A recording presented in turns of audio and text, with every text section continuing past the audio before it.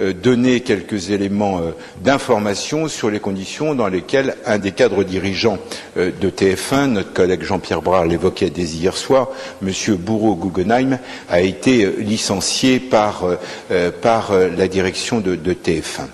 Les faits, je les rappelle en quelques instants, ce cadre dirigeant de TF1, jeune cadre dirigeant, passionné de web, suivant nos débats au mois de février, je crois que c'était le 19 février dernier, a envoyé à sa députée, puisqu'il habite le 17e arrondissement, à savoir notre collègue Françoise de Panafieux ici présent, un mail critique sur le projet de loi dont nous débattons, faisant part à la fois de ses critiques, de ses interrogations, bref, un mail ressemblant à beaucoup de mails que les internautes nous envoyaient tout au long de ce débat.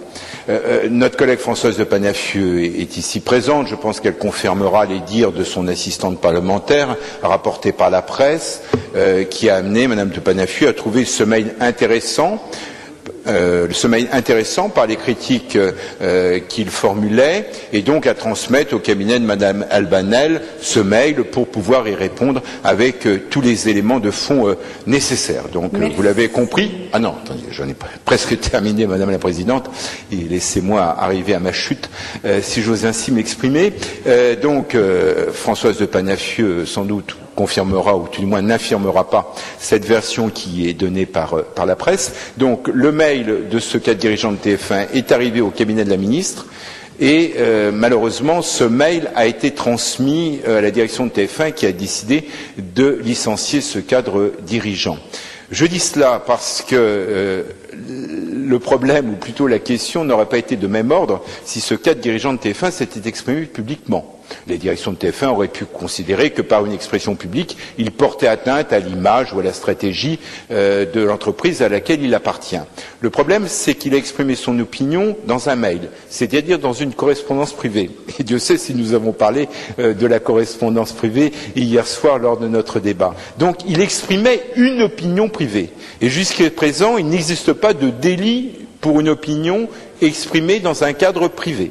Donc voilà, pour que ce délit ne surgisse pas à l'occasion de ce projet de loi et que nous sommes prêts à prendre en compte la bonne foi des uns et des autres, je pense souhaitable pour que nous puissions terminer sereinement à la demande de Monsieur le ministre de Relations avec le Parlement ce débat aujourd'hui sur le projet de loi Hadopi, que Madame la ministre puisse profiter de sa présence devant la représentation nationale pour donner les éléments d'information que nous attendons. Merci Monsieur Bloch. Madame la ministre, vous voulez la parole? Bien sûr. Oui, Madame la Présidente, au sujet de cette affaire, écoutez, j'étais alertée, j'avoue que j'étais absolument pas au courant, c'est Jean-Pierre Brard hier soir qui a fait une allusion effectivement à cette affaire. Voilà. Bon, écoutez, renseignement pris, il s'avère en effet qu'un mail avait été adressé à Françoise de Panafieux, qui en dira peut-être un mot, qui donc l'avait adressé au ministère pour avoir des éléments techniques qui lui ont été en effet donnés. Et à ma connaissance, rien de plus. À ma connaissance, rien n'a été transmis. Voilà. Ce que je veux dire en tout cas, solennellement, c'est que je n'ai jamais demandé à personne la tête de qui que ce soit. Ce n'est pas quelque chose que je ferai jamais. C'est vraiment pas dans mes habitudes, c'est pas dans ma nature. Je ne suis jamais intervenue, jamais, ni sur les programmes, ni sur rien du tout, ni sur la gestion des chaînes. Ça ne viendrait même pas à l'esprit de le faire. Je ne suis absolument naturellement pour rien dans cette affaire. Ce sont des décisions internes à la société TF1. Je ne sais pas sur quel fondement elles ont été prises. En fait, je connais pas spécialement bien ce dossier, mais probablement ça va au-delà d'une opinion exprimée de manière privée. Probablement ça va au-delà. C'est sans doute une différence de stratégie plus globale. Du moins, je l'imagine. En tout cas, c'est tout ce que je peux dire à ce stade. En tout cas, je regarderai bien sûr, mais c'est tout ce que je peux dire à ce stade. À ma connaissance, rien n'a été transmis. Et d'autre part, je n'ai jamais demandé la tête de quiconque, bien entendu.